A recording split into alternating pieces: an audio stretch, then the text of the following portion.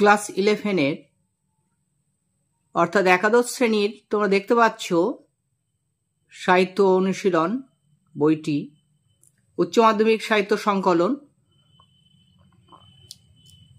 একাদশ শ্রেণীর পাঠ্য দ্বিতীয় সেমিস্টারের আজকে ছুটি গল্প নিয়ে আলোচনা করব। তোমাদের একাদশ শ্রেণীর সেকেন্ড সেমিস্টারের প্রথম গল্পটাই হলো ছুটি, রবীন্দ্রনাথ ঠাকুরের লেখা। এই গল্পটা আমি সুন্দরভাবে তোমাদের সহজ সরলভাবে আকর্ষণীয়ভাবে বুঝিয়ে দেব। যাদের গল্পটা এখনো পড়া হয়নি তারা তো শুনবেই, যারা পড়েছ আবার শোনো, তোমরা ভালো লাগবে অবশ্যই আশা করি। আর অবশ্যই আমার চ্যানেলটাকে কাজী সার্চ টিউটোরিয়াল চ্যানেলটাকে তোমরা সাবস্ক্রাইব করে রেখো, কারণ পরপর তোমাদের একাদশ শ্রেণীর ভিডিও যেমন আসবে তেমন এর পরে তোমরা ক্লাস 12 এর সমস্ত পরপর সবকিছু পেয়ে যাবে কাজী সার্চ টিউটোরিয়াল চ্যানেলে। তাই তোমাদের অনুরোধ করবো অবশ্যই চ্যানেলটা সাবস্ক্রাইব করে রাখো, বেল আইকনটা প্রেস করে রাখবে সবার আগে, যাতে এই ধরনের ভিডিও তোমাদের কাছে পৌঁছে যায়, তোমাদের উপকারী হবে। শুধু ছুটি না, গল্প বোঝানো যেমন থাকবে তেমন সেকেন্ড সেমিস্টার যেহেতু তোমাদের বড় প্রশ্ন থাকবে তাই সাজেশনও থাকবে। অনেক গল্পই তোমাদের ভালো ভালো গল্প কবিতা আমি বুঝিয়ে দেব, আশা করি ভালো লাগবে। শেয়ার করে দিও বেশি বেশি, আর লাইক করো, কমেন্ট করো। দেখো, তোমাদের এই সাহিত্য অনুশীলনী বইয়ের গল্প হচ্ছে ছুটি, দেখতে পাচ্ছ তোমরা। এই ছুটি গল্প এখন বোঝাবো। রবীন্দ্রনাথ ঠাকুরের লেখা। রবীন্দ্রনাথ ঠাকুর সম্পর্কে তোমরা জানো, অবশ্যই কিছু না কিছু তোমরা জানো। বিশ্ব সাহিত্যের শ্রেষ্ঠ কবি, বিশ্বকবি রবীন্দ্রনাথ ঠাকুরের জন্ম মৃত্যুটা তোমরা একটু মনে রেখো। 1861 খ্রিস্টাব্দের 7ই মে জন্ম, মৃত্যু 1941 খ্রিস্টাব্দের 7ই আগস্ট। এবং বিশ্ব সাহিত্যের সর্বশ্রেষ্ঠ পুরস্কার নোবেল পুরস্কার পেয়েছিলেন 1913 খ্রিস্টাব্দে, এটা মনে রেখো তোমরা। আর কবি পরিচিতি বলতে গেলে ভিডিওটা অনেক বড় হয়ে যাবে, তাই আজকে শুধু গল্পটা একটু বোঝাচ্ছি তোমাদের, ভালো করে দেখে নাও, সুন্দর করে বুঝিয়ে দেবো। আশা করি আমার যতটা সম্ভব আমি সহজ সরলভাবে সুন্দরভাবে তোমাদের বুঝিয়ে দেবো, মনে গেঁথেই যাবে তোমাদের। দেখো, ছুটি গল্প রবীন্দ্রনাথ লিখেছেন। গল্পটা মূল গ্রন্থ হচ্ছে গল্পগুচ্ছ, গল্পগুচ্ছের বিখ্যাত এক ছোট গল্প ছুটি। প্রকাশকাল হচ্ছে 1299 বঙ্গাব্দ, 1892 সালে সাধনা পত্রিকার পৌষ সংখ্যায় প্রকাশিত হয়। দেখো কত লেখা রয়েছে, 1892 সালে। এই গল্পটি একটুখানি আমি তোমাদের বলে দেই, গল্পটির প্রেরণা রবীন্দ্রনাথ কোথায় পেলেন আর কিভাবে তিনি গল্পটি লিখবেন এটা তার মাথায় এলো, একটুখানি বলে দেই। তাহলে 1891 সালে শহরের কোলাহল থেকে তিনি একটু মুক্তি পাওয়ার জন্য শিলাইদহে যাত্রা করেছিলেন। সেটাও কাজে, জমিদারি পরিদর্শনের জন্য যাচ্ছিলেন। যেতে যেতে তিনি দেখেছিলেন যে ডাঙার উপরে কিছু বালিকাও ছিল সঙ্গে। তারা, আর শরীরটা একটু খারাপ, সর্দি কাশি হচ্ছে অল্প অল্প, মাঝে মাঝে একটু ডিস্টার্ব হলে তোমরা সেটা মার্জনা করে দিও। আর আমি তোমাদের ছুটি গল্পটা আনবো ঠিক করেছিলাম, তাই আনছি। এই ছোটখাটো ভুল ত্রুটি তোমরা মার্জনা করে দেবে অবশ্যই। তাহলে সেই বালকরা যখন একটা নৌকার মাস্তুল পড়েছিল ডাঙার উপর, আর কিছু গোটাকত বিবস্ত্র ছেলে মেয়ে ছোট ছোট, তারাই সেটা ঠেলার চেষ্টা করছিল। তাদের দলে দুটো মেয়েও ছিল, তারা খেলতে পারছিল না, কিন্তু ওই যে এখানে মাখনলালের কথা বলা আছে, গুড়ির ওপরে বসেছিল, ওখানে সেই ছোট্ট একটি মেয়েটি গুড়ির ওপরে বসে পড়েছিল এবং তারা সেই ঠেলতে চাইছিল। ঠিক যেমনভাবে তিনি দেখেছিলেন, সেই গল্পটাকে একটু কল্পনার রসে মিশিয়ে তিনি কল্পনার রঙে রাঙিয়ে তিনি ছুটি গল্পটা লিখেছেন। গল্পটা যদিও মনে দাগ কেটে যাবে, কিন্তু সঙ্গে একটু দুঃখ হবে, কারণ মর্মান্তিক পরিণতি, শেষ পরিণতিটা খুবই দুঃখজনক ছিল। কারণ ফটিকের ছুটি, এখানে গল্পের নামকরণ দেখো ছুটি। ছুটি মানে কি? ছুটি মানে অনেক কিছু থেকে মুক্তি। ছুটি মানে মুক্তি, অর্থাৎ সেটা বিভিন্ন ধরনের মুক্তি হতে পারে। জীবনে একঘেয়েমি থেকে মুক্তি হতে পারে, স্কুলের একঘেয়েমি থেকে মুক্তি হতে পারে, যে কোনো কিছু। যেমন ছুটি বলতে, স্কুলের ছেলেমেয়েরা ছুটি বলতে কি বোঝে? সারাদিন স্কুল করার পরে স্কুল ছুটি হয়ে যায়, পরে মানে হল্লা করে ছুটির পরে তারা আসে, হল্লা করতে করতে ছুটির ওই যে একঘেয়েমি কাটানোর জন্য, এই স্কুলের একঘেয়েমি কাটানোর জন্য ছুটি হয়। আর এখানে এই ছুটির কথা বলা হয়েছে, গল্পের শেষে তোমরা দেখে নেবে, আমি সেটা বিশ্লেষণ করব। এই ছুটি হচ্ছে মুক্তি, কিভাবে কি সে মুক্তি সেটা তোমরা দেখে নেবে। একটুখানি দেখো, আমি আর বিশ্লেষণে যাই, নাহলে ভিডিওটা অনেক বড় হয়ে যাবে। আমি লাইন বাই লাইন পড়বো এবং আলোচনা করে দেবো সুন্দরভাবে তোমাদের জন্য। দেখো আমি পড়ছি, দেখো তোমরা। বালক দিগের সর্দার ফটিক চক্রবর্তীর মাথায় চট করিয়া একটা নতুন ভাবোদয় হইল। তাহলে ফটিক ছিল গল্পের বালকদের সর্দার, বালক। তাহলে বাল্যকাল হলো কত বছর বয়সকে বাল্যকাল আমরা বলি? সাধারণত 13-14 বছর। এইটাই হলো 13-14-15 বা এই বয়সটাই হলো বাল্যকাল।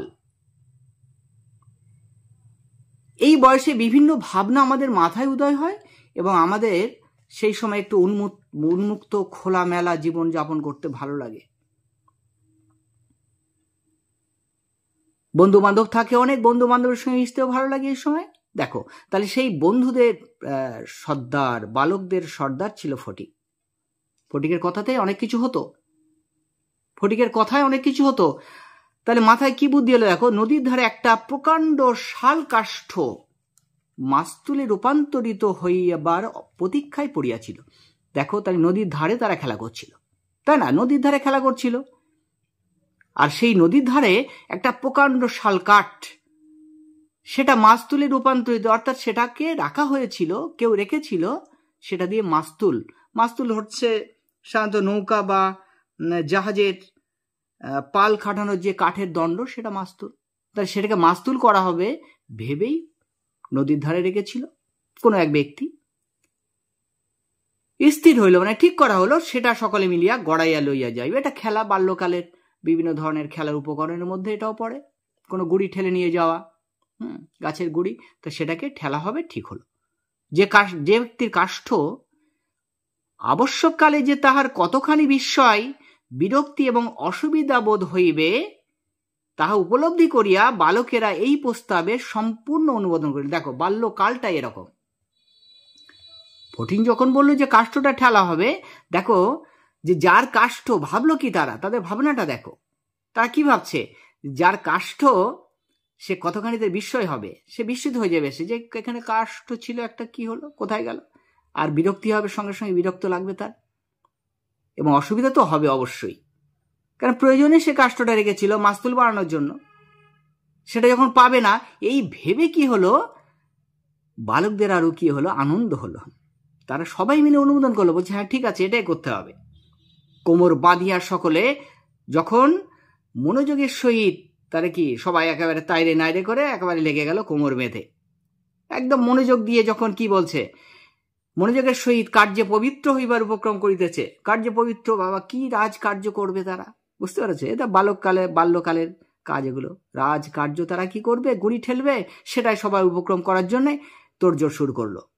এমন সময়ে কি হলো দেখো, ফটিকের ছোট ভাই কনিষ্ঠ মাখনলাল, তার ছোট ভাই মাখনলাল গম্ভীর ভাবে সেই গুড়ির উপর গিয়ে বসিল। মেজাজ মানে গম্ভীর হয়ে, এতক্ষণ সব দেখছিল, কথাগুলো শুনছিল সে, আর যেই এরা গুড়ি ঠেলতে যাওয়ার প্ল্যান করলো, তখন সে তার উপর গিয়ে বসলো। ছেলেরা তাহার এই রূপ উদাসীন্য দেখিয়া কিছু বিমর্ষ হইল। তারা কি করলো? ফটিকের এই রূপ কাজ দেখে তারা বিমর্ষ হলো। উদাসীন মানে এই ব্যাপারে উদাসীন, আগ্রহীন, আগ্রহ নেই। তারা এত কষ্ট করে একটা মানে খেলা খেলতে যাচ্ছে, একটা কাজ করতে যাচ্ছে, তারা এটা কাজ ভাবছে। তাতে তার কোনো আগ্রহ নেই। কার? ফটিকের ছোট ভাই মাখনের। তাহলে এটাকে প্রশ্নটা কিন্তু ইম্পর্টেন্ট। ফটিকের ছোট ভাইয়ের নাম ছিল মাখন, কনিষ্ঠ। এবং বিমর্ষ হয়ে গেল তাদের, কিন্তু তারা বিমর্ষ হলো, অত অসন্তুষ্ট হলো। একজন আসিয়া ভয়ে ভয়ে তাহাকে একটু আত্ম ঠেলিল। হ্যাঁ, ঠেললো। যদি সে মানে সরে যায় এই ঠেলে ভয় থেকে, যদি সে তার কাছ থেকে পবিত্র হয়, এই নিবৃত্ত হয়, তার এই জন্য একটু ঠেললো। কিন্তু তাহাতে কিছুমাত্র বিচলিত হইল না। কিন্তু মাখন তাতে বিচলিত হলো না, কোনো বিচলিত ভাব তার দেখা গেল না গুড়ি থেকে নামার জন্য। এই অকাল তত্ত্বজ্ঞানী মানব সকল প্রকার ক্রিয়ার অসারতা সম্বন্ধে নীরবে চিন্তা করিতে লাগলো। তাহলে অকাল কি বলেছে? অকাল তত্ত্বজ্ঞানী, মানে বয়সের আগে অধিক, ওই যে গম্ভীরভাবে গিয়ে বসলো গুড়ির উপরে, তাহলে বয়সের আগেই কি হয়েছে? অকাল তত্ত্বজ্ঞানী, অধিক জ্ঞান হয়ে গেছে তার, এরকম ভাব সে দেখালো। আর এই সকল ক্রিয়ার অসারতা সম্বন্ধে নীরবে চিন্তা করতে লাগলো, গম্ভীরভাবে চিন্তা করতে লাগলো। এই রকম খেলার কি দরকার? অসারতা মানে অপ্রয়োজনীয়তা, এর তো কোনো প্রয়োজন নেই, গুড়ির ঠেলের খেলা, এটা সে ভাবতে লাগলো। ফটিক আসিয়া আস্ফলন করিয়া কহিল, দেখ মার খাবি, এই বেলা ওঠ। বড় দাদা যেরকম ভাইকে মানে বকে, দেখ মার খাবি, ওঠ, এই বেলা ওঠ। কিন্তু দেখো, ফটিক বলার পরেও সে তাহাতে আরো একটু নড়িয়া চড়িয়া আসনটি বেশ স্থায়ী রূপে দখল করিয়া লইল। তার তো বিচলিত ভাব দেখাই গেল না, ওঠার কোনো লক্ষণ দেখা গেল না, আরো ভালো করে বসল সে। এই রূপে স্থলের সাধনের নিকট রাজ সম্মান রক্ষা করিতে হইলে অবাধ্য ভ্রাতার গণ্ড দেশে অনতি বিলম্বে এক চড় কষাইয়া দেওয়া ফটিকের কর্তব্য ছিল, সাহস হইল না। তাহলে সবার সামনে বড় দাদার সম্মান রক্ষা করার জন্য ফটিকের কি করা উচিত ছিল? মাখনের গণ্ড দেশে মানে গালে চড় কষিয়ে দেওয়া উচিত ছিল, কিন্তু ফটিকের সাহস হলো না। কিন্তু এমন একটা ভাব ধারণ করিল সে ফটিক, যেন ইচ্ছা করিলেই এখনই আমাকে রীতিমতো শাসন করিয়ে দিতে পারে। সে দাদা হিসেবে বলছে, আমি শাসন করিয়ে দিতে পারি, কিন্তু মারবো না। মারলে মারতে পারি, কিন্তু মারলাম না। হ্যাঁ, কিন্তু করিল না, কারণ পূর্বাপেক্ষা আরো একটা ভালো খেলার মাথায় উদয় হইল, তাহাতে আর একটু বেশি মজা আছে। তখন ফটিকের মাথায় একটা নতুন খেলা, বলছে ঠিক আছে, ওরে আমি মারবো না, কিন্তু নতুন একটা প্ল্যান আমার মাথায় এসেছে, পরিকল্পনা আমি করেছি। সে প্রস্তাব করিল কি, বালক দিকে সর্দার যেহেতু ফটিক, সবাইকে কি প্রস্তাব করলো? মাখনকে শুদ্ধ ওই কাঠ গড়াইতে আরম্ভ করা যাক। বলছে মাখন বসে থাক, মাখন সমেত কাঠ গড়িয়ে দেব। মাখন মনে করিল ইহাতে তার গৌরব আছে। মাখন ভাবছে আমার গৌরব, তাহলে আমাকে সরাতে পারলো না। দেখো, বাচ্চা মানুষ, হ্যাঁ ছেলে মানুষ, সে ভাবলো আমার গৌরব আছে, দেখো আমার ক্ষমতা, আমাকে তো সরাতে পারলি না তোরা। কিন্তু অন্যান্য পার্থিব গৌরবে নাই, ইহার আনুষঙ্গিক যে বিপদের সম্ভাবনা আছে, কিন্তু গুড়িটা গড়িয়ে দিলে যে মাখনের কি হবে, এইটা কিন্তু ওই যে ছেলে মানুষ, সে অল্প বয়স, সে বোঝে না, বাচ্চা মানুষ, তো সে কিন্তু বিপদের সম্ভাবনা আছে, কি সামনে গড়িয়ে এসে পড়ে যাবে, তাতে দুর্ঘটনার সম্ভাবনা আছে, এটা সে ভাবেনি। তাহার কিংবা কাহারও মনে উদয় হইল না। এরাও বালক, এরাও ভাবলো না যে এটা যদি করি তাহলে মাখনের চোট লাগতে পারে, মাখন উল্টে পড়ে যাবে সামনে একদম। দেখো তখন কি হলো, দেখো ছেলেরা কোমর বাঁধিয়া ঠেলিতে আরম্ভ করিল। মারো ঠেলা হেঁসো, সাবাস জোয়ান হেঁসো, কি বলছে? মারো ঠেলা হেঁও, সাবাস জোয়ান হেঁও। এটা এক এক জায়গায় এক রকম ভাবে এটার প্রয়োগ দেখা যায়। কেউ হেঁস বলে, কেউ হেঁও বলে। এইভাবেই মানে এটা রীতি দেখা যায় গ্রাম অঞ্চলে। তাহলে কি বলছে? সবাই আরম্ভ করলো, মারো ঠেলা হেঁও, সাবার জন হেঁও। গুড়ি এক পাক ঘুরিতে না ঘুরিতে গুড়ি ঘোরে। মাখন কি হলো? মাখন তার গাম্ভীর্য, গৌরব, তত্ত্বজ্ঞান সমেত ভূমিসাৎ হইয়া গেল, মাটিতে পড়ে গেল, ভূমিসাৎ হয়ে মাটিতে পড়ে গেল মাখন। এটা করার পরপরই মাখন মাটিতে গড়াগড়ি খেলো, মাটিতে পড়ে গেল। তারপরে কি হলো দেখো, খেলার আরম্ভেই এইরূপ আশাতীত ফল লাভ করিয়া, তাহলে আশাতীত, তাহলে তারা যা আশা করেছে যে মাখনকে গুড়ি থেকে সরাতে হবে, প্রথমে মাখন পড়ে গেছে, তাহলে তাদের ফল লাভ হয়েছে, এটা তারা ভাবলো। লাভ করিয়া অন্যান্য বালকেরা বিশেষ হৃষ্ট হইয়া উঠিল। হৃষ্ট মানে আনন্দিত। অন্যান্য বালকেরা আনন্দিত হয়ে উঠল, তারা আনন্দ পেল। কিন্তু ফটিক কিছু শশব্যস্ত হইল। ফটিক তো পড়ে গেছে, ফটিকের তো সামান্য লাগলেও লেগেছে। হ্যাঁ, ফটিক কিছু ব্যস্ত হয়ে গেল। মাখন তৎক্ষণাৎ ভূমিসজ্জা ছাড়িয়া ফটিকের উপর গিয়া পড়িল। অন্যান্য বালকদের উপরে তো সে দেখাবে না, তার দাদা যেহেতু ফটিক আর দলে ছিল, একদম ফটিকের উপরে গিয়ে তার রাগ গিয়ে পড়ল। তার নাকে মুখে আঁচড় কাটিয়া কাঁদিতে কাঁদিতে গৃহাভিমুখে আগমন করিল। যাদের ছোট ভাই আছে তোমরা জানো যে তাদের সঙ্গে ঝামেলা হলে কি হয়, তারাই আঁচড়ে কামড়ে খামচিয়ে দেয়, দিয়ে তারাই আবার কি করে, কেঁদে কেটে মার কাছে গিয়ে দাদার নামে নালিশ করে, পরে দাদাকেও মার খেতে হয় উল্টো। খেলা ভাঙিয়া গেল, খেলা ভেঙে গেল। ফটিক গোটা কত কাশ উৎপাটন করিয়া লইয়া, তাহলে ফটিক কি করলো, কাশ উপে নিল, কাশফুলের ডগা উপে নিল, নিয়ে কি করলো, একটা অর্ধনিমগ্ন নৌকার, অর্ধনিমগ্ন মানে কিছুটা জলে ডুবে আছে এই রকম নৌকার গলুইয়ের উপরে চড়িয়া, গলুই অর্থাৎ নৌকার দুদিকে যে সরু অংশটা থাকে তাকে বলে গলুই, তার উপরে চড়িয়া বসিয়া চুপচাপ করিয়া কাশের গোড়া চিবাইতে লাগলো। গোড়াটা চিবাইতে লাগিল, সেই ডাঁটিটা চিবাইতে লাগলো। এমন সময় একটা বিদেশি নৌকা ঘাটে আসিয়া লাগিল। একটা বিদেশি নৌকা ঘাটে এসে লাগলো। একটি অর্ধবয়সী ভদ্রলোক কাঁচা গোঁফ এবং পাকা চুল লইয়া, তাহলে গোঁফ কাঁচা, অর্ধবয়সী মানে মাঝ বয়সী, পাকা চুল লইয়া বাহির হইয়া আসিলেন। কি থেকে বার হইয়া এলেন? বিদেশি নৌকা থেকে। বালকদের জিজ্ঞাসা করিলেন, চক্রবর্তীদের বাড়ি কোথায়? এর আগে আমরা দেখেছি ফটিক চক্রবর্তী বলা আছে, অর্থাৎ ফটিকদের টাইটেল ছিল চক্রবর্তী। চক্রবর্তীদের বাড়ি কোথায়? বালক ডাঁটা চিবাইতে চিবাইতে কহিল, ওই হোথা, অর্থাৎ ওই হোথা, অর্থাৎ কোনো নির্দিষ্ট দিক দেখালো না, হোথা মানে ওইখানে, ওইখানে। সে বলিল, ও ভদ্রলোক আবার জিজ্ঞাসা করিলেন, কোথা? সে বলিল, জানি নে।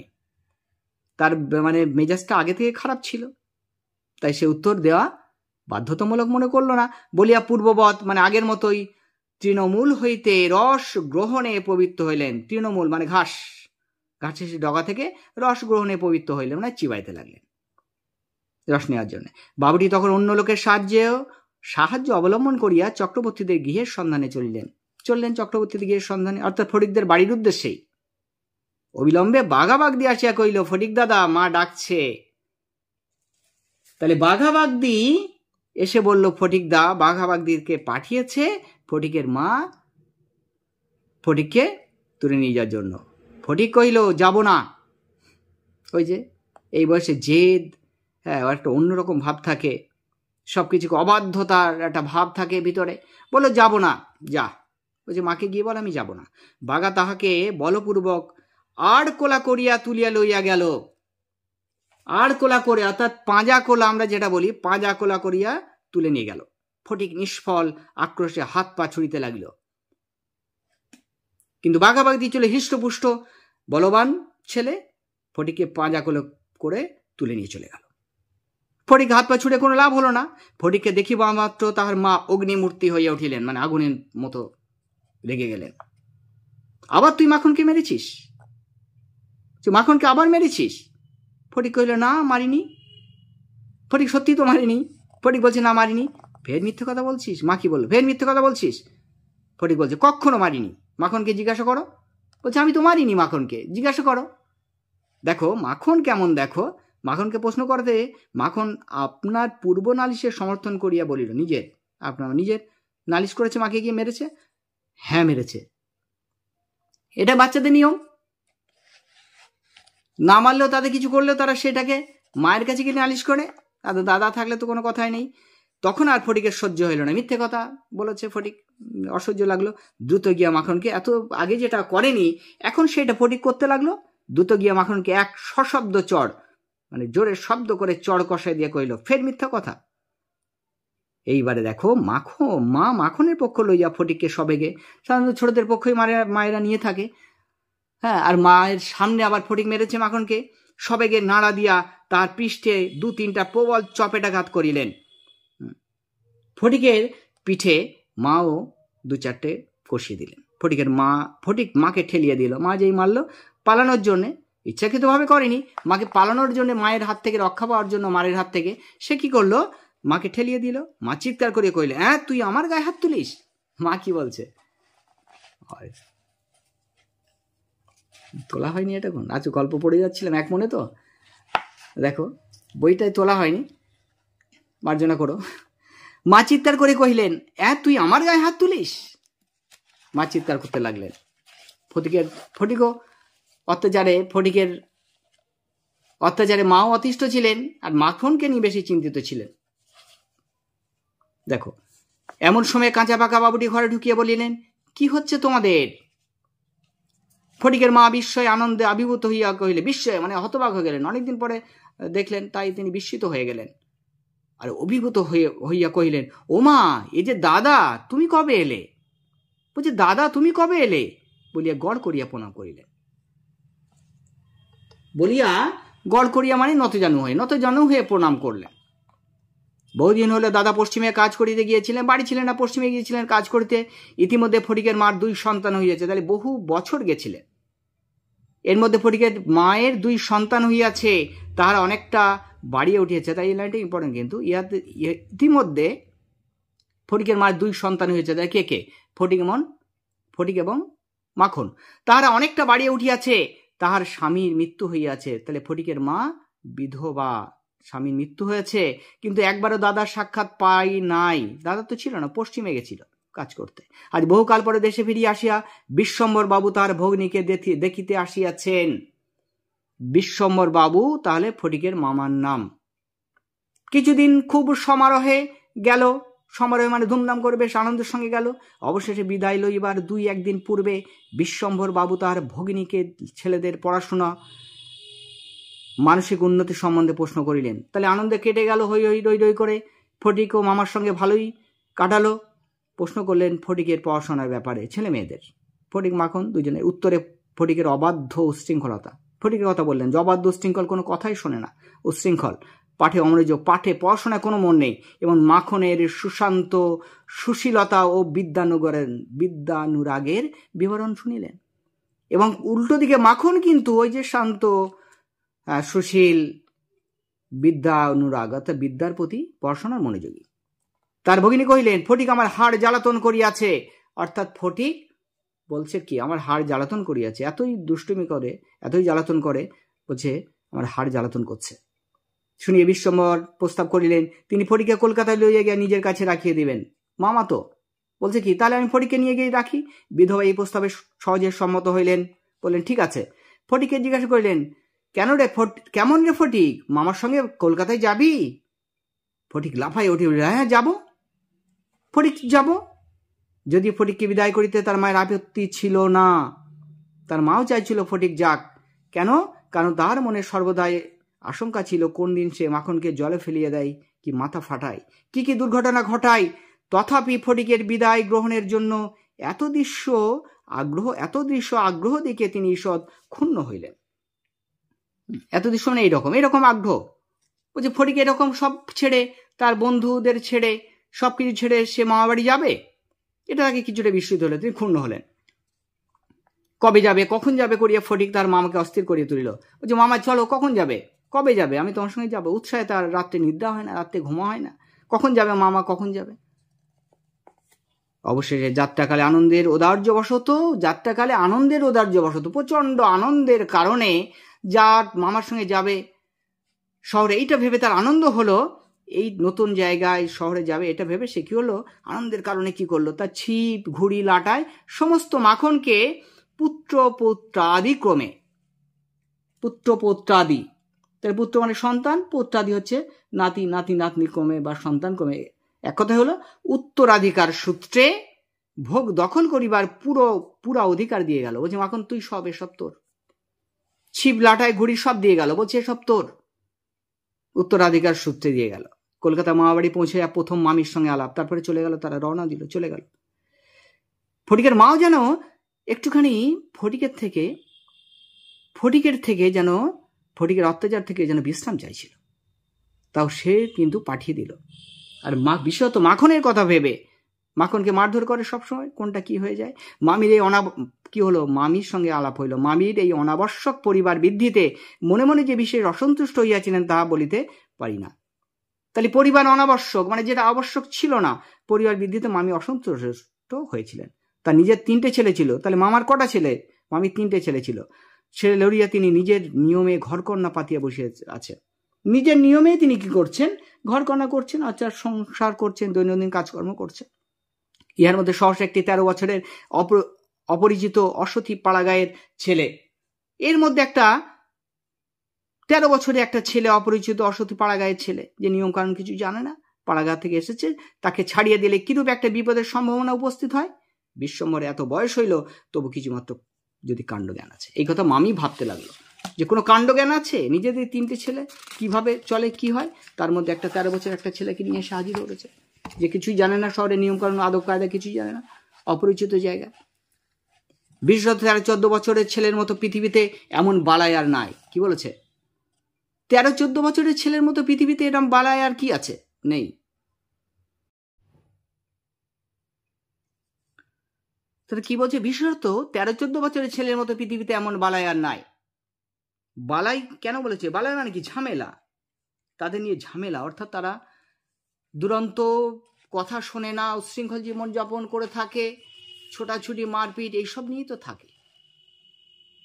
তাদের নিয়ে ঝামেলা শেষ নেই, শোভাও নাই, কোনো কাজেও লাগে না তাদের। কিছু কাজ বললে তারা করে না, শোভাবৃদ্ধিও করে না, স্নেহ উদ্বেগ করে না। তাদের দেখে স্নেহের উদ্বেগ হয় না, স্নেহের উৎপন্ন হয় না উদ্বেগ। তাহার সখ্য সুখ ও বিশেষ প্রার্থনীয় নয়। তাহার সঙ্গ সুখ, তার সঙ্গে সঙ্গ সুখটা প্রার্থনীয় নয়। তার মুখে আদো আদো কথাও ন্যাকামি। সে যদি আদো আদো কথা বলে, এই বয়সে ন্যাকামির মতো মনে হয়। পাকা কথাও জ্যাঠামি, বেশি পাকা পাকা কথা বলে সেটাও জ্যাঠামি, বয়স্কদের মতো শোনায়। কথামাত্রই প্রগল্ভতা, কথামাত্রই প্রগল্ভতা, অর্থাৎ ঔদ্ধত্য, অসম্মান করে কথা বলার প্রবণতা। হঠাৎ কাপড় চোপড়ের পরিমাণ রক্ষা না করিয়া বেমান রূপে বাড়িয়া ওঠে। কাপড় চোপড়ের পরিমাণ রক্ষা না করি, অর্থাৎ হঠাৎ বেড়ে ওঠে, কাপড় চোপড়গুলো ছোট হয়ে যায়। লোকে সেটা তার একটা কুৎসিত স্পর্ধা স্বরূপ জ্ঞান করে, এটা লোকে ভাবে। তাহার শৈশবের লালিত্য, শৈশবে অর্থাৎ বাল্যের আগের যে মুহূর্ত, তার লালিত্য, কণ্ঠস্বরে মিষ্টতা সহসা চলে যায়। হ্যাঁ, শৈশবে যে মিষ্টতা থাকে সেটা চলে যায়। লোকে সেজন্য তাহাকে মনে মনে অপরাধ না দিয়া থাকিতে পারে না। হ্যাঁ, শৈশব এবং যৌবনের অনেক দোষ মাফ করা যায়, কিন্তু এই সময়ে কোনো অস্বাভাবিক অনিবার্য ত্রুটি যেন অসহ্য বোধ করে। শৈশবে অনেক কিছু করা যায়, তখন কণ্ঠস্বর মিষ্ট থাকে, আর সেই সময়ের আধো আধো কথাও সহ্য করা যায়। কিন্তু তাই বলে এই বয়সটা, আবার যৌবনের দোষও অনেক কিছু মাফ করে দেওয়া যায়, ক্ষমা করে দেওয়া যায়, কিন্তু এই বয়সে না। সেও সর্বদা মনে মনে বুঝিতে পারে পৃথিবীতে কোথাও সে খাপ খাইতেছে না। তারও মনে হয়, এই জন্য সে নিঃসঙ্গ বোধ করতে থাকে। এই বালকেরা এই জন্য আপনার অস্তিত্ব সম্বন্ধে সর্বদা লজ্জিত, ক্ষমাপ্রার্থী হইয়া থাকে। সে সবসময় নিজেকে লজ্জিত এবং ক্ষমাপ্রার্থী মতো হইয়া থাকে। অথচ এই বয়সে স্নেহের জন্য কিঞ্চিত অতিরিক্ত কাতরতা মনে জন্মায়, কিন্তু ভালোবাসা পেতে চায়। এই বয়সে মনে হয় যাই কিছু করুক না কেন, তাদের ভালোবাসার দরকার, স্নেহের দরকার পড়ে। এই সময় যদি কেউ কোনো সহৃদয় ব্যক্তির নিকট হইতে স্নেহ কিংবা সখ্য লাভ করিতে পারে, তবে তাহার নিকট আত্মবিকৃত হইয়া থাকে। কিন্তু এই সময় যে যদি কেউ তাদের ভালোবাসে, স্নেহ দেয়, তার সব কথা শুনে চলে, নিজেকে আত্মবিকৃত, অর্থাৎ তার সব কথা নিজেকে বিক্রি করে দেয় তার কাছে, অর্থাৎ সব কিছু শুনে চলে তার কথা। কিন্তু তাহাকে স্নেহ করিতে কেউ সাহস করে না, কারণ সেটা সাধারণে প্রশ্রয় বলিয়া মনে করে। অর্থাৎ এই বয়সে সবাই ভাবে তার বুদ্ধি হয়ে গেছে, তাই তাকে কিছু স্নেহ করলে সবাই প্রশ্রয় ভাবে। সুতরাং তাহার চেহারা ভাবখানা অনেকটা প্রবিহীন পথের কুকুরের মতো হয়ে যায়। অর্থাৎ অভিভাবক ছাড়াই তাকে প্রশ্রয় দেয় না, ভালোবাসে না, স্নেহ করে না, এরকম হয়ে যায়। অতএব এমন অবস্থায় মাতৃভবন ছাড়ার কোনো অপরিচিত স্থান বালকের পক্ষে নরক। তবুও মায়ের কাছে ভালোবাসা, স্নেহ পাওয়ার সম্ভাবনা থাকে, কিন্তু অন্য কোথাও নয়। চারিদিকে স্নেহশূন্য বিরাগ তাকে পদে পদে কাঁটার মতো বেঁধে। স্নেহশূন্য বিরাগ, ভালোবাসা নেই, অথচ সবাই তাকে অবহেলা করে, তাচ্ছিল্য করে, এটা তাকে কাঁটার মতো বেঁধে। এই বয়সে সাধারণ নারী জাতিকে কোনো এক শ্রেষ্ঠ স্বর্গলোকে দুর্লভ যে জীব বলিয়া মনে হইতে আরম্ভ হয়। অতএব তাহাদের নিকট হইতে উপেক্ষা অত্যন্ত দুঃসহ বোধ করে।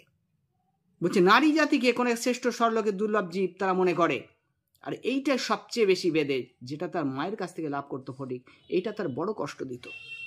মামির স্নেহহীন চোখে সে যে এক দুর্গ্রহের মতো। আর মামির কথা তো নেই, মামি তো এমনি ফটিককে স্নেহ করতো না, ভালোবাসতো না। মামির কথা তো বাদই দিলাম। দুর্গ্রহের মতো মনে হচ্ছে, অন্য গ্রহের জীব সে। হ্যাঁ, ভালোবাসা স্নেহ এসব পাওয়ার যেন কোনো অধিকারই নেই তার। এইটা ফটিকের সবচেয়ে বাজিত। মামি যদি 2 বার তাকে কোনো একটা কাজ করিতে বলিতেন, তাহলে সে মনের আনন্দে যতটা আবশ্যক তার চেয়ে বেশি কাজ করিয়া ফেলিত। কোনো কাজ বললে কিন্তু সে উৎসাহের সঙ্গে করত। ভাবতো মামি ভালোবেসে বলেছে, সেটা আমার করতে হবে। অবশ্যই মামি যখন তার উৎসাহ দমন করিয়া বেশি বেশি করে ফেলত। কি বলতো, ঢের হয়েছে, ঢের হয়েছে, এতে আর তোমার হাত দিতে হবে না, এখন তুমি নিজের কাজে মন দাওগে, একটু পড়োগে যাও, এই কথা বলতো মামি। তখন তার মানসিক উন্নতির প্রতি মামির এতটা যত্ন বাহুল্য তার অত্যন্ত নিষ্ঠুর অবিচার বলিয়ে মনে হতো। কিন্তু এই যে মামি বলতো পড়োগে যাও তার ভালোর জন্যে, কিন্তু এটা অবিচারই মনে হতো তার। সবসময় পড়া তার ভালো লাগতো না। ঘরের মধ্যে এইরূপ অনাদর, ইহার পর তাহার হাঁপ ছাড়িবার জায়গা ছিল না, কোনো হাঁপ ছেড়ে বাঁচার কোনো জায়গা ছিল না। দেওয়ালের মধ্যে আটকা পড়িয়া কেবলই তাহার সেই গ্রামের কথা মনে পড়িত, যে ফটিক উৎসাহ নিয়ে মামার সঙ্গে এসেছিল ভালো থাকবে বলে। সেই ফটিকের সবসময় এই অনাদর তার ভালো লাগতো না। 4 দেওয়ালের মধ্যে তার দম অতিষ্ঠ হয়ে উঠত। গ্রামের কথা মনে পড়তো। প্রকাণ্ড একটা ধাউস ঘুড়ি লইয়া, বড় প্রকাণ্ড বড় ঘুড়ি নিয়ে বো বো শব্দে উড়াইয়া বেড়াইয়া বেড়াইবার সেই মাঠ। তাই রে নাই রে নাই রে না করিয়া উচ্চস্বরে স্বরচিত রাগিনী আলাপ করিয়া অকর্মণ্যভাবে ঘুরিয়া বেড়াইয়া সেই নদী তীর। তাহলে কি তাই রে নাই রে করে উচ্চস্বরে জোরে জোরে শব্দ করে নিজের স্বরচিত রাগিনী, নিজের ইচ্ছা মতো রাগিনী হচ্ছে গানের স্বর আলাপ করিয়া অকর্মণ্যভাবে, কোনো কাজ ছাড়াই ঘুরে বেড়ানো নদীর তীরে। দিনের মধ্যে যখন তখন ঝাঁপ দিয়া পড়িয়া সাঁতার কাটিবার সেই সংকীর্ণ স্রোতস্বিনী নদীতে ঝাঁপ দিয়ে পড়ে সাঁতার কাটা সেই নদীতে, স্রোতস্বিনী নদী। এই সব দল বল উপদ্রব স্বাধীনতা সেই মনে পড়তো। দল বল, তার সেই দলের সর্দার ছিল ফটিক, তার সেই বন্ধু বান্ধব সবকিছু মনে পড়তো। সর্বোপরি সে অত্যাচারিণী অবিচারিণী মা অহর্নিশি তাহার নিরুপায় চিত্তকে আকর্ষণ করিত। যে মা তাকে সবসময় বকত, শাসন করত, তাকে, সেই মাকে তার মনে পড়ত। জন্তুর মতো এক প্রকার অবুঝ ভালোবাসা, কেবল একটা কাছে যাইবার অন্ধ ইচ্ছা। মনে হতো বারবার মায়ের কাছে যাওয়ার ইচ্ছা হতো, বারবার। কেবল একটা না দেখিয়া অব্যক্ত ব্যাকুলতা, মাকে অনেকদিন না দেখার যে ব্যাকুলতা, সেটা তাকে কুড়ে কুড়ে খেত, ছটফট করতো ফটিক। মায়ের কি গুরুত্ব সেটা সে বুঝতে পারছিল ক্রমশ। মায়ের ওই যে শাসনের মধ্যে স্নেহ ভালোবাসা, সেটা তাই উপলব্ধি হচ্ছিল। গোধূলি সময়ে মা 3 বৎসরের মতো কেবল একটা আন্তরিক মা ক্রন্দন। গোধূলি বেলায় অর্থাৎ সন্ধ্যাবেলায় পর্যন্ত বিকেলে তার মা ক্রন্দন, ভিতরটা কেঁদে উঠতো মায়ের জন্য। লজ্জিত শঙ্কিত শীর্ণ দীর্ঘ অসুন্দর বালকের অন্তরে কেবলই আলোড়িত হয়ে উঠত এই লজ্জিত শঙ্কিত, অর্থাৎ মামির কাছে তখন লজ্জা পেত সবকিছু। শঙ্কিত ভয়ে ভয়ে থাকতো, শীর্ণ রোগা দীর্ঘ লম্বা অসুন্দর, দেখতে ভালো ছিল না।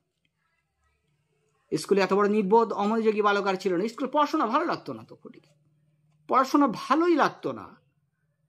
বাল্যকাল থেকে সে খেলে, মানে স্বাধীনভাবে খেলে বেরিয়ে একদম স্বাধীন বালকের মতো, তাই পড়াশোনা ভালো লাগতো না। একটা কথা জিজ্ঞাসা করিয়া সে হাঁ করিয়া চাহিয়ে থাকে, তো উত্তর দিতে পারতো না। মাস্টারমশাই যখন তার মার আরম্ভ করিত, তখন ভারক্রান্ত গর্ধবের মতো নীরবে সহ্য করিত। ভারক্রান্ত গর্ধব গাধার মতো চুপ করে, গাধার মতো চুপ করে মার খেত। ছেলেদের যখন খেলিবার ছুটি হইতো, তখন জানালার কাছে দাঁড়িয়ে দূরিয়ে জানালাগুলির ছাদ নিরীক্ষণ করিত। খেলতে যেত না, সবার সঙ্গে তার তো খাপ খেত না। গ্রামের সে বালকদের মতো হতো না, আর শহরের বালকেরা চুপ করে সে কি করতো, নিরীক্ষণ করতো, দেখতো দূরে বাড়ির ছাদগুলো। যখন সে দুপুরে রোদে যখন কোনো একটা ছাদে 2-1টি ছেলে মেয়ে কিছু একটা খেলার ছলে ক্ষণেকের জন্য দেখা দিয়া যাইতো, তখন তার চিত্ত অধীর হইয়া যেত। খেলার জন্য যখন 2-1টা ছেলে মেয়ে ছাদের উপর দেখতো, সে মনটা তার একেবারে অধীর হতো, অস্থির হয়ে যেত। একদিন অনেক প্রতিজ্ঞা করিয়া, অনেক সাহস করিয়া মামাকে জিজ্ঞাসা করিল, মামা, মার কাছে কবে যাব? মামা বলিয়াছিলেন, স্কুলের ছুটি হোক, কার্তিক মাসে পুজোর ছুটি। ইম্পর্টেন্ট প্রশ্ন, কিন্তু এমসিকিউ তো আসতে পারে। পুজোর ছুটি কার্তিক মাসে, এখন ঢের দেরি। একদিন ফটিক তার স্কুলের বই হারাইয়া ফেলিল। দেখো কি দুর্ভোগ, স্কুলের বই হারিয়ে ফেললো। এই অবস্থায় একে তো সহজেই পড়া তৈরি হয় না, সহজে পড়া তৈরি হয় না। তাহার পর বই হারায় একেবারে নাচার হইয়া পড়িল। তাহলে বই হারিয়ে ফেললো, একদম নাচার মানে নিরুপায়, অসহায় হয়ে পড়ল। মাস্টার একদিন তাহাকে অত্যন্ত মারধর অপমান করিতে আরম্ভ করিলেন। প্রতিদিন স্কুলে তার এমন অবস্থা হইল, তার মামাতো ভাইয়ারা তাহার সহিত সম্বন্ধ স্বীকার করিতে লজ্জাবোধ করিত। ইহার কোন অপমানে তাহাদের অন্যান্য বালকের চেয়ে যেন বলপূর্বক বেশি করে আমোদ প্রকাশ করিত। দেখো ফটিকের দুর্ভোগ, নিজের মামাতো ভাইরা তার পরিচয় দিত না, আর সবাই যখন অপমান করতো, মাস্টার যখন অপমান করতো, তার মামাতো ভাইয়েরা বেশি করে আমোদ করতো। বুঝতে পারছি এর থেকে কষ্টের আর কি আছে। অসহ্য বোধ হওয়াতে একদিন ফটিক তার মামির কাছে নিতান্ত অপরাধীর মতো গিয়া কহিল, বই হারিয়ে ফেলেছি। মামি অধরের ঠোঁটের দুই প্রান্তে, অধর মানে ঠোঁট, বিরক্তির রেখা অঙ্কিত করিয়ে বললেন, বিরক্তি এনে।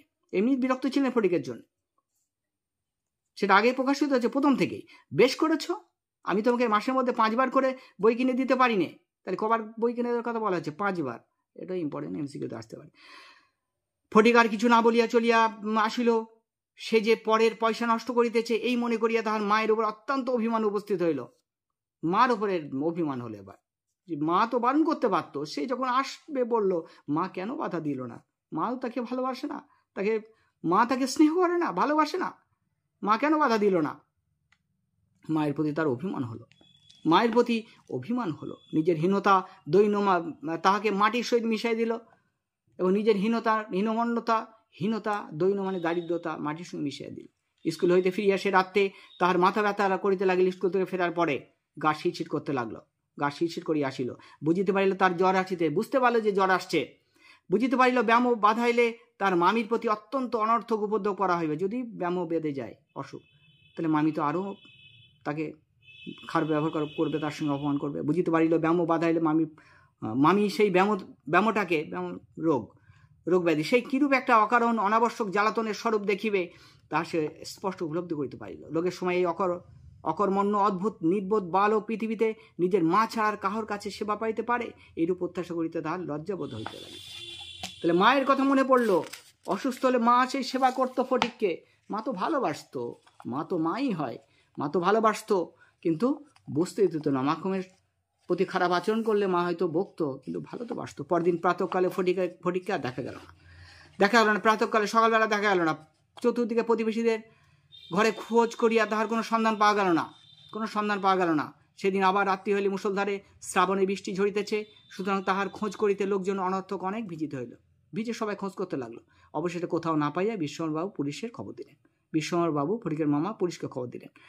সমস্ত দিনের পর সন্ধ্যার সময় একটা গাড়ি আসে বিশ্বম্বরবাবুর বাড়ির সম্মুখে দাঁড়াইল পুলিশের গাড়ি। তখন ঝুপঝুপ করিয়া অবিশ্রান্ত বৃষ্টি পড়িছে। তখনও ঝুপঝুপ করে বৃষ্টি পড়ছে। রাস্তায় 1 হাঁটু জল দাঁড়াইয়া গিয়াছে।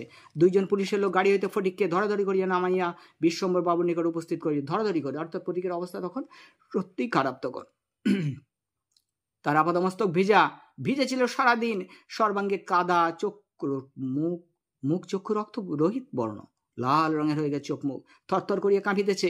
জ্বরে তখন অবস্থা ফটিকের খুবই খারাপ। বিশ্বম্বরবাবু প্রায় কোলে করিয়া তাহাকে অন্তঃপুরে লইয়া গেলেন। মামি তাকে দেখিয়াই বলে উঠিলেন, এই অবস্থায়ও দেখো, কি অসহায় পরিণতি, করুণ পরিণতি একটা বালকের। এই অবস্থায়ও মামি বলে উঠলেন, কেন বাবু, পরের ছেলে কি নিয়ে এত কেন এ দুর্ভোগ?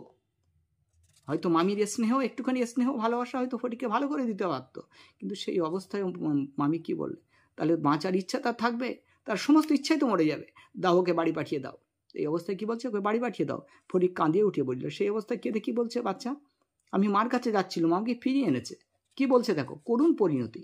কষ্টের একটা গল্প, খুব দুঃখজনক গল্প। বলতে বলতে আমারই গলা ধরে আসছে, কষ্ট লাগছে খুব। আমাকে ফিরিয়ে এনেছে। বালকের জ্বর অত্যন্ত বাড়িয়া উঠিল, তারপরে বেড়ে গেল জ্বর অত্যন্ত। সমস্ত রাত্রি প্রলাপ বকিতে লাগিলেন। বিশ্বম্বরবাবু চিকিৎসক লইয়া আসিলেন। মামা কিন্তু ভালোবাসে বাগনাকে।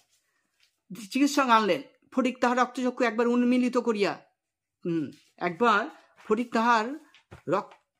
রক্তবর্ণ চক্ষু, লাল চক্ষু দুটো কি করলেন? উন্মিলিত করে অর্থাৎ চোখ মেলে ধরে কি করলো? কড়ি কাঠের দিকে হতবুদ্ধি হইয়া তাকাইয়া রহিল। কড়ি কাঠ হচ্ছে ছাদ ধরে রাখার জন্য যে কাঠ, আর আগে কড়ি কাঠের ছাদ ছিল, যাদের তারা জানে, আগে কড়ি কাঠের ছাদ ছিল, সেটা বলা হয়েছে এখানে। তাহার কাছে আসিয়া বসিলেন। ফটিক আবার বিড়বিড় করে বলিতে লাগলো, মা, আমাকে মারিস নে মা, সত্যি বলছি আমি কোনো দোষ করিনি। কি বলছে? বলছে মা আমাকে মারিস নে মা, সত্যি বলছি আমি কোনো দোষ করিনি। সে মা যে মারত বিনা দোষে মাখন অভিযোগ করলে সেইটাই বলছিল বারবার। পরদিন দিনের বেলা কিছুক্ষণের জন্য সচেতন হইয়া ফটিক কাহার প্রত্যাশায় ফ্যাল করিয়া ঘরের চারিদিকে চাহিল। পরদিন তার সেই দুটি চোখ বারবার তার মাকে প্রত্যাশা করছিল। শেষ বেলায় তার অসুস্থতার মায়ের সেবার কথা মনে পড়ছিল। নিরাশ হইয়া আবার নীরবে দেওয়ালের দিকে মুখ করিয়া পাশ ফিরিয়া শুইল সে। বিশ্বম্বরবাবু তার মনের ভাব বুঝিয়া তার কানের কাছে মুখ নত করিয়া মৃদুস্বরে বললেন, ফটিক তোর মাকে আনতে পাঠিয়েছি। বিশ্বম্বরবাবু চেষ্টা করছিলেন, ডাক্তার ডেকেছিলেন, মাকে আনতে পাঠিয়েছিলেন। তার পরদিনও কাটিয়ে গেল, পরদিন কাটিয়ে গেল। মা আসতে আসতে ডাক্তার চিন্তিত বিমর্ষ মুখে জানালেন, অবস্থা বড়ই খারাপ। ডাক্তার জানিয়ে গেল অবস্থা কিন্তু খুব একটা ভালো না, অবস্থা খুবই খারাপ। বিশ্বম্বরবাবু স্তিমিত প্রদীপে রোগ সজ্জায় বসিয়া প্রতি মুহূর্তে ফটিকের মাতার জন্য প্রতীক্ষা করিতে লাগিলেন। কখন ফটিকের মা আসবে, তার ছেলেকে তার হাতে তুলে দেবে, বা মা আসার পরে ফটিক মায়ের স্নেহ যত্নে ভালো হয়ে যেতে পারে। ফটিক খালাসিদের মতো সুর করিয়া বলিতে লাগিল, খালাসি অর্থাৎ জাহাজের যারা মাল ওঠানামা করে তাদের খালাসি বলে। বলিতে লাগিল, এক বাঁও মেলে না, দো বাঁও মেলে না, অর্থাৎ তখন তার ক্ষমতা নেই। শেষ বেলায় শেষ সুরে এটা বলতে লাগলো। কলিকাতা আসিবার সময় কলকাতার রাস্তায় স্টিমারে আসিয়াছিল, স্টিমারে করে এসেছিল। খালাসির কাছি ফেলিয়া সুর করিয়া জল মাপিত। ফটিক প্রলাপের তাহাদের অনুকরণে করুণ স্বরে জল মাপিতেছে। জল তারা মেপে দেখতো কোথায় কতটা জল মাপিতেছে, এবং সেই অকুল সমুদ্র যাত্রা করিয়েছে। বালক রশি ফেলিয়া, রশি দড়ি, এটা মোটা কাছি মোটা দড়ি থাকতো মাপার জন্যে, ফেলিয়া কোথাও তাহার তল পাইতেছে না। অর্থাৎ ফটিকের শেষ সময় উপস্থিত। সে কোনো কিছু জীবনের তল যেমন পায়নি, কোনো কিছু সমুদ্রের তলের কথা ভাবছে সে। খালাসিদের মতো কোনো তলই সে পাচ্ছে না। এই সময় ফটিকের মাতা ঝড়ের মতো ঘরের প্রবেশ করিয়াই উচ্চস্বরের শোক প্রকাশ করিতে লাগিলেন। উচ্চস্বরে কাঁদতে লাগলেন, কেঁদে উঠলেন। কেঁদে কি আর হবে? কি হবে আর কেঁদে? বিশ্বম্বরবাবু বহু কষ্টে তাহাকে শোকোচ্ছ্বাস নিবৃত করলেন। কতকটা শোকের উচ্ছ্বাস কিছুটা কমাতে চেষ্টা করলেন। তিনি শয্যার উপর আচার খাইয়া পড়িয়া উচ্চস্বরে ডাকিলেন, ফটিকের মা, ফটিক সোনা মানিক আমার। কি বলছে? ফটিক সোনা মানিক আমার। ফটিকের জন্য বলছে, মা বলছে, ফটিক সোনা মানিক আমার। ফটিক যেন অতি সহজে তার উত্তর দিয়া কহিল। ফটিক বুঝতে পারলো মা এসেছে। তার উত্তরে কি বলল? হ্যাঁ, শুধু এই শব্দটুকু। মা আবার ডাকিলেন, ওরে ফটিক, ওরে বাপধন রে, ওরে ফটিক বাপধন রে। বলছে, আমার বাপ, কেন তুই এটা করলি? কেন? মায়ের কষ্ট মা তো ভাবিনি এটা হবে। মা কি ভেবেছিল? ফটিক আস্তে আস্তে পাশ ফিরিয়া কাহাকে লক্ষ্য না করি মৃদু স্বরে বলল, মা এখন আমার ছুটি হয়েছে, বা এখন আমি বাড়ি যাচ্ছি। তাহলে যে ছুটি সে চেয়েছিল মায়ের কাছে যাওয়ার জন্য, ফটিক যে ছুটি চেয়েছিল তার মায়ের কাছে যাওয়ার জন্য, সেই ছুটির কথাই সে উচ্চারণ করলো। বলছে, মা আমার ছুটি হয়েছে, আমি এখন যাচ্ছি, বাড়ি যাচ্ছি। মা বাড়ি বলতে এখানে শেষ যাত্রার কথা বলা হয়েছে, অর্থাৎ ওপারের কথা বলা হয়েছে, মৃত্যুর কথা বলা হয়েছে। ছুটি মানে চিরমুক্তির কথা এখানে বলেছেন লেখক, গল্পকার রবীন্দ্রনাথ ঠাকুর। তিনি ফটিকের চিরমুক্তি অর্থাৎ ফটিকের শেষ সময় উপস্থিত হয়েছিল। তার মা এসেও কিন্তু ফটিককে বাঁচাতে পারেনি। তাই এই ছুটি গল্প সার্থক, ছুটি নামকরণের সার্থক। রবীন্দ্রনাথের গল্প খুব সুন্দর গল্প, কিন্তু দুঃখ ভারাক্রান্ত একটা বাস্তবমুখী গল্প। সচরাচর দেখা যায় এরকম বাস্তবে এই বালকদের অনাদর, সেটাই তিনি যেটা কিছুটা প্রত্যক্ষ করেছিলেন, কিছুটা কল্পনার রঙে মাখিয়ে ছুটি গল্প লিখেছেন। তোমাদের জন্য এটা পরিবেশন করলাম। আশা করি তোমাদের ভালো লাগবে, অবশ্যই তোমাদের ভালো লাগবে। আজ গল্পটা যদি ভালো লাগে তোমরা অবশ্যই লাইক কমেন্ট শেয়ার করে দিও, বেশি বেশি শেয়ার করে দিও। গল্পটা অবশ্যই 2-4 বার ভিডিওটা শুনে নেবে, তাহলে দেখবে সব প্রশ্নের থেকে পারছো, এমসিকিউ তোমরা পারবে। তাই বলছি গল্পটা অবশ্যই 2-4 বার শোনো, এবং অবশ্যই চ্যানেলটা সাবস্ক্রাইব করে বেল আইকনটা প্রেস করে রেখো। আরও ভালো ভালো ভিডিও তোমাদের জন্য আসবে, আর বেল আইকনটা অল করে রাখলে সবার আগে নোটিফিকেশন পৌঁছে যাবে। তাহলে আজকের ভিডিওটা এই পর্যন্তই। তোমরা ভালো থেকো, সুস্থ থেকো।